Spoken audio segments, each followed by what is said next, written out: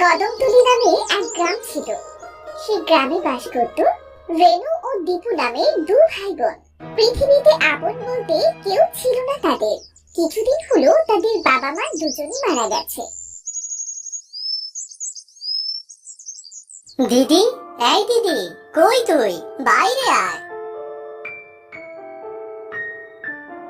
কিরে দীপু, কি হয়েছে? আমায় ডাকছিস কেন? আমার বড্ড খিদে পেয়েছে। খিদের জ্বালায় আমার পেট চোচো করছে, আমি আর থাকতে পারছি না। কি রে দিদি, কি হলো? তুই কাঁদছিস কেন? না খেলে কি করবো রে? ঘরে তো খাবার মতো কিছুই নেই রে, যে তোকে কিছু খেতে দিব। সৃষ্টিকর্তা আমাদের সাথে কেন এমন করলো? আজ যদি আমাদের বাবা মা বেঁচে থাকতো, তাহলে আজ আমাদের এত কষ্ট করতে হতো না। হ্যাঁ রে দিদি, সৃষ্টিকর্তা আমাদের সাথে কেন এমন অবিচার করলো? আমরা কি করে বেঁচে থাকবো? খাবারের অভাবে তো আমরা মারা যাব। দিদি, এমন অবিচার কি করে করলো সৃষ্টিকর্তা? থাক রে ভাই, কাঁদিস না, আমি আছি তো। আমি তোকে খাওয়াবো, তুই বাড়ি থাক। আমি কি দেখি কোনো কাজ পাওয়া যায় কিনা। কিন্তু একা থাকতে তো আমার ভয় লাগবে। তুই চলে গেলে আমি কি করে থাকবো? আরে কিছু হবে না, সন্ধে হবার আগেই আমি চলে আসবো। আর কাজ পেলে তো তোর জন্য খাবার নিয়ে আসবো।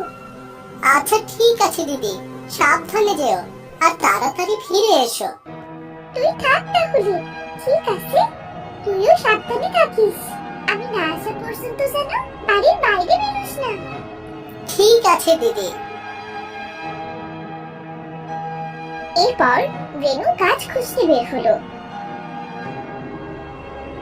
রেনু ছোট মানুষ হবার কারণে কেউ তাকে কাজে নিতে চাইলো না।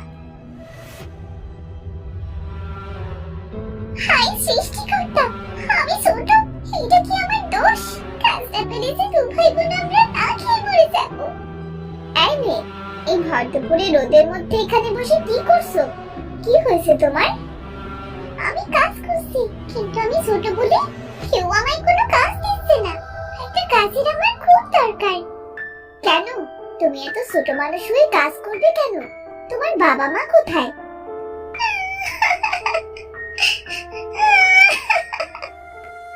কি ব্যাপার? তোমার মা বাবার কথা জিজ্ঞেস করতেই তুমি কাঁদছো কেন? আমার বাবা মা দুজনই মারা গেছে। বাড়িতে আমার ছোট ভাই আছে, খিদে জ্বালায় ছটফট করছে সে। তাই আমি কাজের খোঁজে বেরিয়েছি। আমায় একটু কাজ দিবেন? ও আচ্ছা আচ্ছা, তুমি চলো আমার সাথে, দেখি কি করা যায়। এরপর রেনু মালতীর সাথে মালতীর বাড়িতে গেল।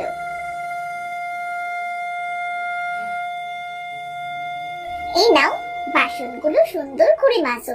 মাজার পর ঘর ঝাড় দিয়ে ঘরটা সুন্দর করে মুছে ফেলবে। পরিষ্কার করে করবে কিন্তু।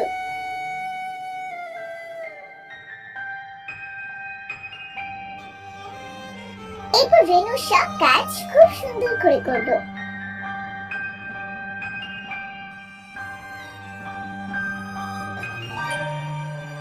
কিছুক্ষণ পর মালতী এলো।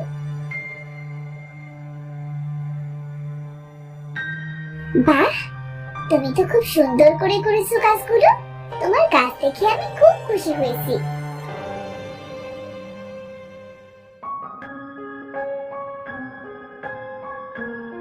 এই নাও কিছু টাকা, তোমরা দু ভাই বোন মিলে খেও।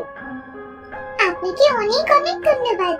আপনি যে আমার কত বড় উপকার করলেন, আমি তা বলে বোঝাতে পারবো না। আমি আবার তোমার কি উপকার করলাম?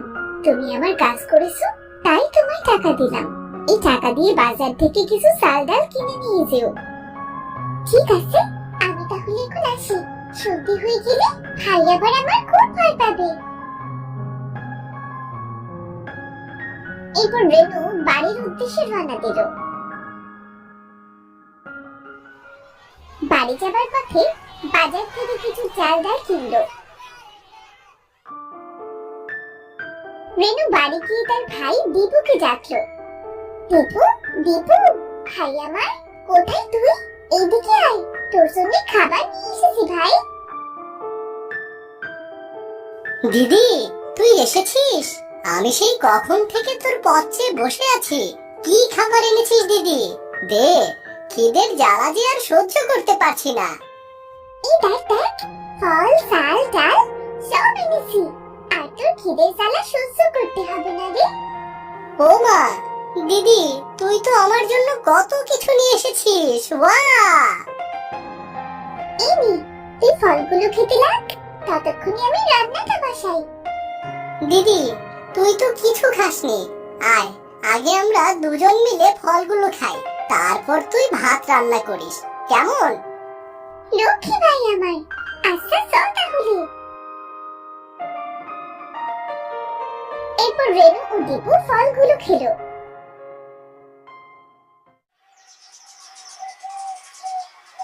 রাতে রেনু ভাত রান্না করলো। দু ভাই বোন পেট ভরে খাওয়া দাওয়া করে শান্তিতে ঘুমিয়ে পড়লো। পরদিন সকালে ও মা, সকাল হয়ে গেছে। আজ তো আমি দিদির আগে ঘুম থেকে উঠে গেছি। যাই, দিদিকে ডেকে তুলি।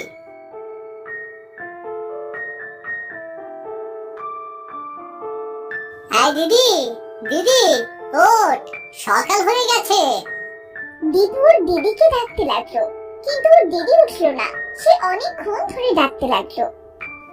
দিদির কি হলো? দিদি ঘুম থেকে উঠছে না কেন? গায়ে হাত দিয়ে দেখি তো। এরপর দীপু তার দিদির গায়ে হাত দিয়ে ডাকতে লাগলো। গায়ে হাত দিয়ে দীপু লাফিয়ে উঠলো। এরপর দীপু দৌড়ে ঘর থেকে বেরিয়ে গেল।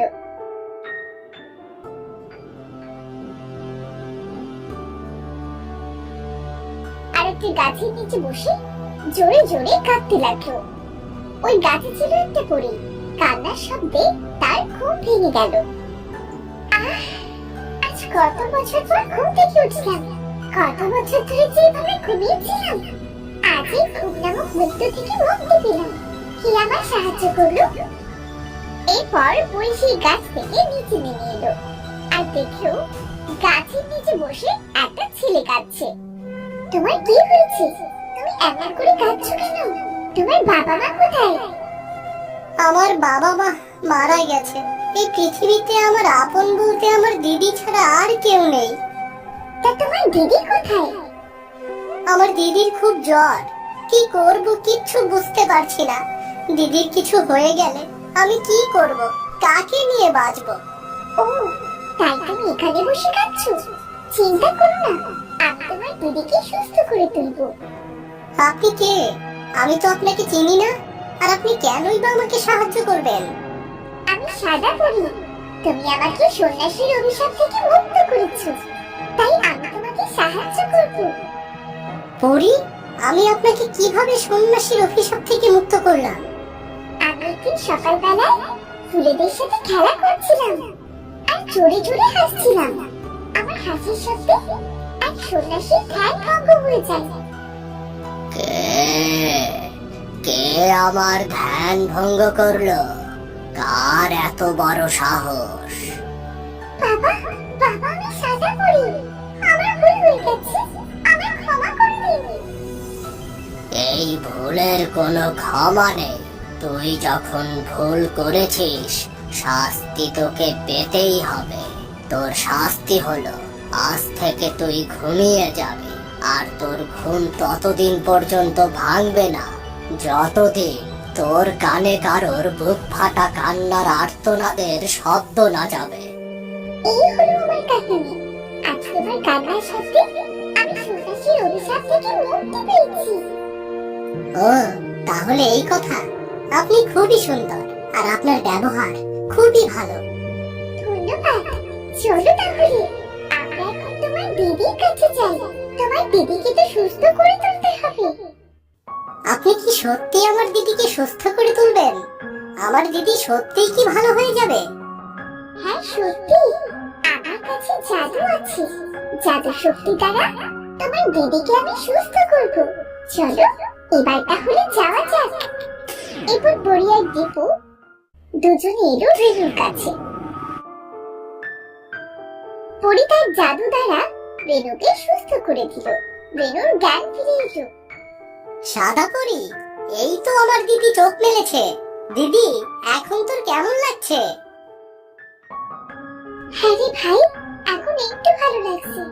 আমি খুব ভয় পেয়ে গিয়েছিলাম রে। ভেবেছিলাম তুইও যদি মা বাবার মতো আমাকে একা করে চলে যাস তাহলে কি হবে। না রে ভাই, তোকে রেখে আমি কোথাও যাবো না। এনি কে? এনাকে তুই কোথায় পেলি? আর ইনি আমাদের বাড়ি কি করছে? থাম থাম, একটু শ্বাস নে। ইনি হলেন সাদা পরি, আর ইনি তো তোকে সুস্থ করে তুলেছেন। আমি এনাকে আমাদের বাড়িতে নিয়ে এসেছি। আপনাকে অনেক অনেক ধন্যবাদ। কিন্তু দীপুর সাথে সাদা পরীর দেখা হলো কি করে? দীপু তখন রেনুকে সব কথা খুলে বলল। পরী তার জাদু দিয়ে একটা সাদা ফল নিয়ে এলো। এই ফলটা কি না? সারাদিন তো মনে হয় কিছুই খাওয়া হয়নি। এইটা কি ফল? এটা তরমুজ। তরমুজ কি কখনো সাদা হয় নাকি? এটা কিভাবে তরমুজ হবে? হ্যাঁ হয়, এটা জাদুর তরমুজ। তোমরা এই তরমুজটা খাও আর এই বীজগুলো তোমাদের জমিতে পুঁতে দিও। তোমাদের জমিতে তরমুজের চাষ হবে। কিন্তু আমরা তো চাষ করতে পারি না, তাহলে আমরা কি করে চাষ করব? তোমাদের কিচ্ছু করতে হবে না। তোমরা শুধু জমিতে বীজগুলো পুঁতে দেবে আর বাকি কাজগুলো আমি করে দেব। এই তরমুজ বাজারে বিক্রি করলে তোমরা তোমাদের অভাব পূরণ করতে পারবে। তোমাদের আর কোনো অভাব থাকবে না। এই তরমুজ গাছ তো বেশি দিন বাঁচে না। তরমুজ শেষ হয়ে গেলে তখন আমরা কি করব? না না, এই তরমুজ গাছগুলো কখনো মরবে না। আর তোমাদের কোনো অসুবিধে হলে আমাকে ডাকবে। আমি তখনই তোমাদের কাছে চলে আসবো। আজ তবে আসি। চল দিদি, আমরা তরমুজ খাই, খুব খিদে লেগেছে। হ্যাঁ চল, খেয়ে নি। এরপর তারা দুজন পেট ভরে তরমুজ খেলো আর বীজগুলো আলাদা করে রেখে দিল। আহ দিদি, তরমুজটা যে কি মজা, তাই না দিদি? হ্যাঁ রে, খুবই সুস্বাদু। এমন তরমুজ আমি কোনোদিন খাইনি রে। চল ভাই, এবার আমরা ঘুমিয়ে পড়ি। কাল সকালে গিয়ে বীজগুলো জমিতে পুঁততে হবে। এরপর তারা দুজন ঘুমিয়ে পড়লো। পরদিন সকালে তাদের জমিতে বীজগুলো পুঁতে দিয়ে পানি দিল।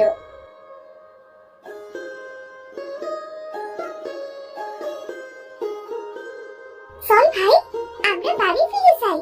কাল এসে দেখবো কি হয়। রেনু ও দীপু বাড়ি চলে গেল। আর ওদিকে সব বীজ থেকে চারা বেরোতে শুরু করলো।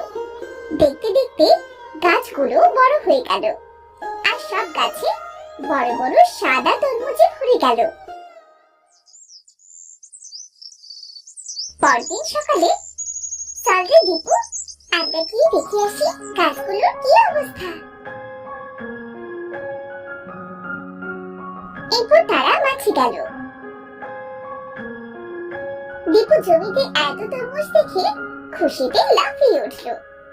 ওই দেখ দিদি, বীজ থেকে গাছ বের হয়েছে, আর গাছে কেমন বড় বড় সাদা তরমুজ ধরেছে, দেখ না।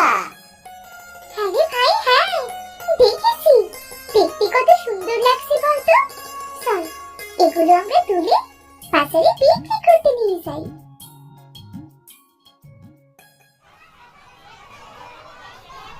কিরে, তোরা সাদা এমন বড় বড় কি ফল বিক্রি করছিস? এমন ফল তো আগে কখনো দেখিনি। এটা তরমুজ। আমাকে পাগল মনে হচ্ছে। তরমুজ কি কখনো সাদা হয় নাকি? হ্যাঁ হয়, আপনি আগে খেয়ে দেখুন না। ভালো না লাগলে কিনতে হবে না, আর একটা টাকাও দিতে হবে না। ঠিক আছে, দে তাহলে, খেয়েই দেখি কেমন লাগে। এই নিন। দিনু তরমুজ মুখে দিল। মুখে দিতে সে অবাক হয়ে গেল।